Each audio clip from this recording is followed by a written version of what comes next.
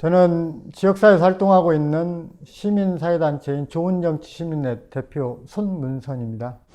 최근에 함나 장전마을 환경 비상사태에서 벌어진 일은 크게 얘기하면 두 가지 정도 되는데요. 하나는 2018년도 1월부터 시작했던 정부 역학조사, 즉 환경오염원에 의한 주민 건강영향조사를 진행을 했고 1년 6개월을 진행을 해서 얼마 전 6월 20일 날 환경부가 민간 용역기관에 의뢰해서 조사한 내용을 주민 설명회를 통해서 밝혔고요. 그 부분에 대해서 현재 지역 주민들이나 지역에서 활동하고 있는 민간협의회 위원들, 시민사회단체가 만족을 못하고 있기 때문에 이 부분에서 오늘 규탄 집회가 있었습니다.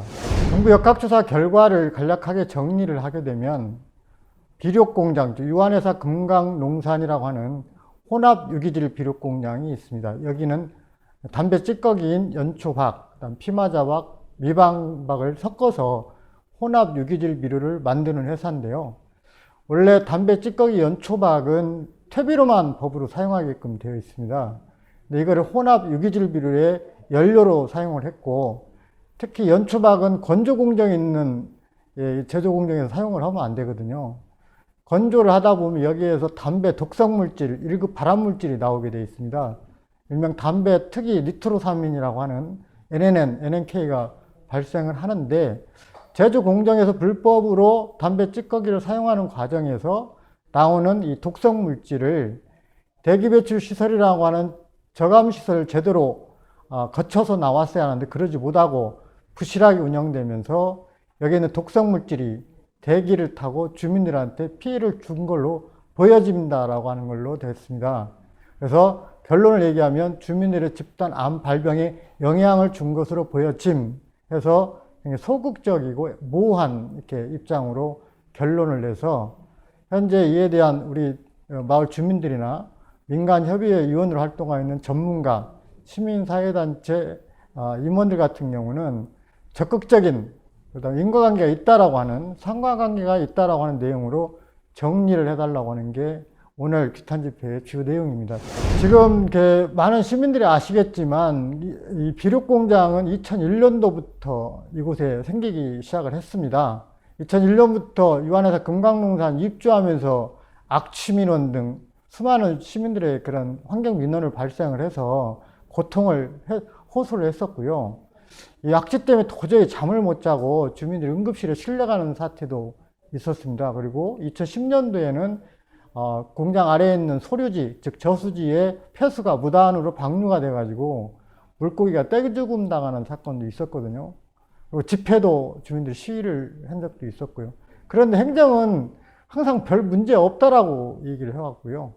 그래서 2017년도 2월에 이 사건이 대대적으로 터지게 되는데 언론 보도를 통해서 이게 터지게 됩니다.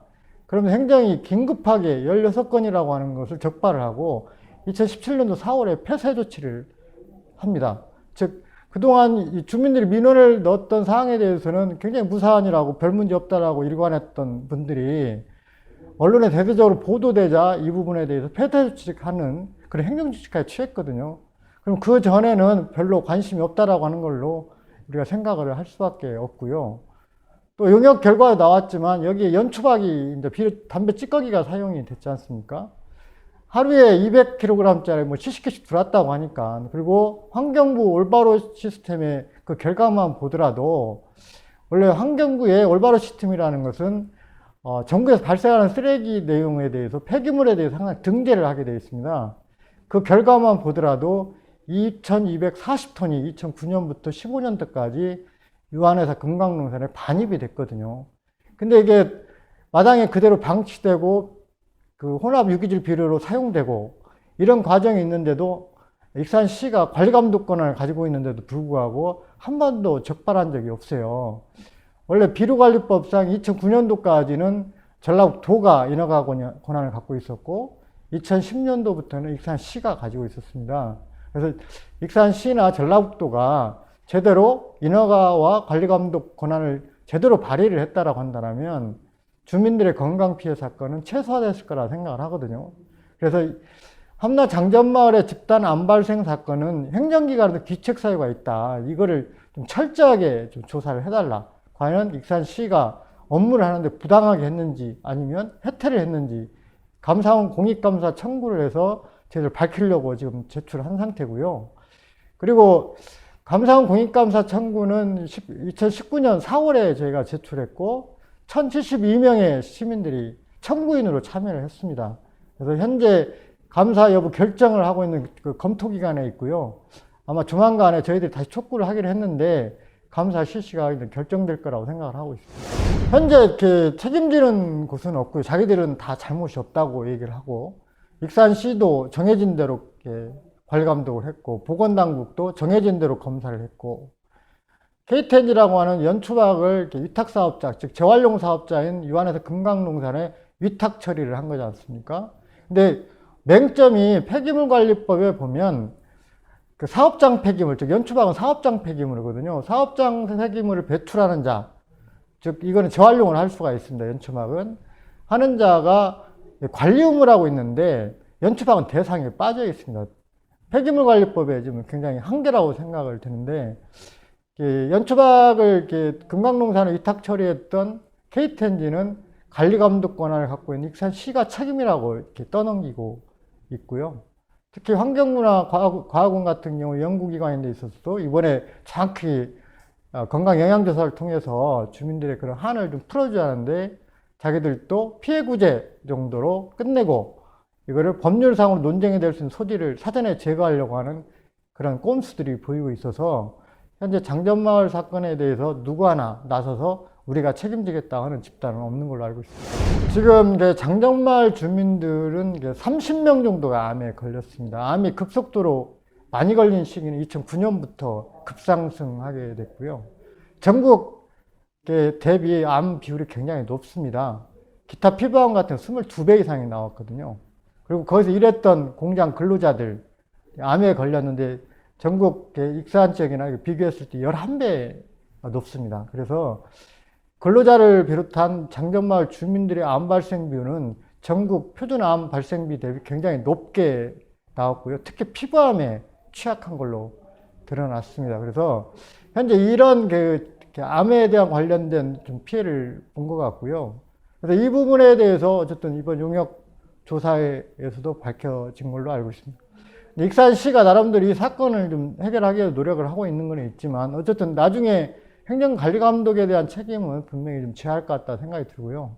익산시가 이제 보건소 같은 경우는 의료비에 대한 어떻게 할 거냐. 그래서 보건소나 보건진료소에서 이분들이 이렇게 가서 이렇게 약을 타먹는다든지 어쨌든 진료행위를 받았을 때 본인 부담 없이 무료로 할 수 있게끔 되어 있고요.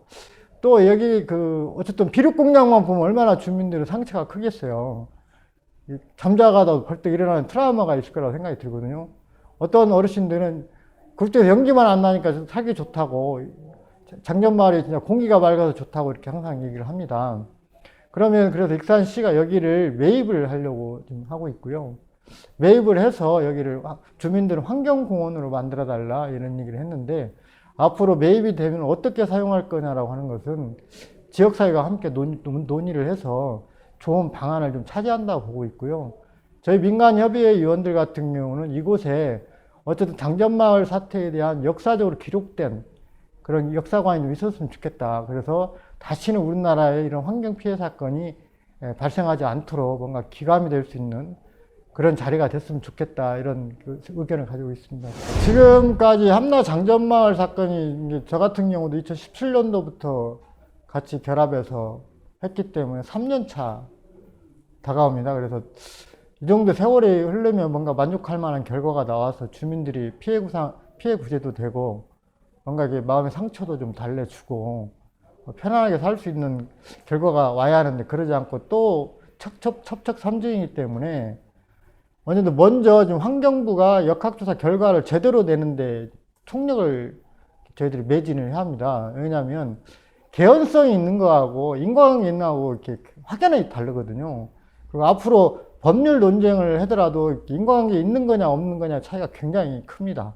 그래서 영향을 준 것이라고 본다라고 하는 이런 애매모호한 결과가 아니고 정말 상관관계가 있다. 비료공장 오염 배출에 의한 주민들의 암발병이 관계가 있다라고 하는 것을 분명히 좀 밝혀줬으면 좋겠다 생각이 들고, 이에 대해서 저희들이 환경부에 계속 싸우려고 생각을 하고 있고요. 또 하나는 환경부가 굉장히 미온적으로 대응을 한다라면 저는 지역 정치권이 됐든 환경노동위원회 그런 국회의원들을 통해서라도 분명히 국정감사장에 세워야 한다고 생각이 들고요. 국회에서도 장전마을 피해 사건에 대해서 주민들이 좀 발언할 수 있는, 그리고 앞으로 장전마을 사건을 통해서 드러났지만 우리나라 환경정책이나 법이 굉장히 허술하잖아요. 이걸 좀 제도적으로 개선하려고 하는 이런 방법을 찾는 정책적 토론회도 개최해야 한다 이렇게 생각을 하고 있기 때문에 앞으로 이렇게 전국적으로는 그런 활동을 계획을 하고 있고요. 지역사회에서는 어쨌든 익산시가 어쨌든 관리감독을 제대로 했는지 없는지 이거에 대해서 분명히 책임도 물어야 되고, 거기서 익산시 입장도 들어야 하기 때문에 거기에 대한 환경오염 재발 대책에 대해서도 우리가 같이 접근을 좀 할 필요가 있습니다. 보니까 2019년도 6월 12일 날 올해 보니까 환경부가 환경보건법, 환경보건법이라고 하는 것은 주민들 환경 피해, 그다음 주민 건강 영향 조사 관련된 내용을 법률로 규정된 거거든요. 일부 개정 법률안을 지금 입법하고 상태더라고요.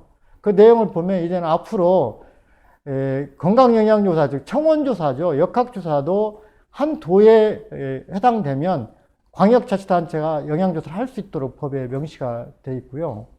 또 하나는 2018년도 1월부터 역학조사를 저희가 진행을 했는데 업자, 즉 사업주나 파산관계인들이 협조를 안 해가지고 3개월 동안 들어가지를 못했거든요. 그래서 실기를 한 겁니다. 원래 유기질에 의한 환경오염 피해는 제때 하지 않으면 다 반감기가 있어 사라져버리기 때문에 제때 했어야 3개월 놓쳤어요.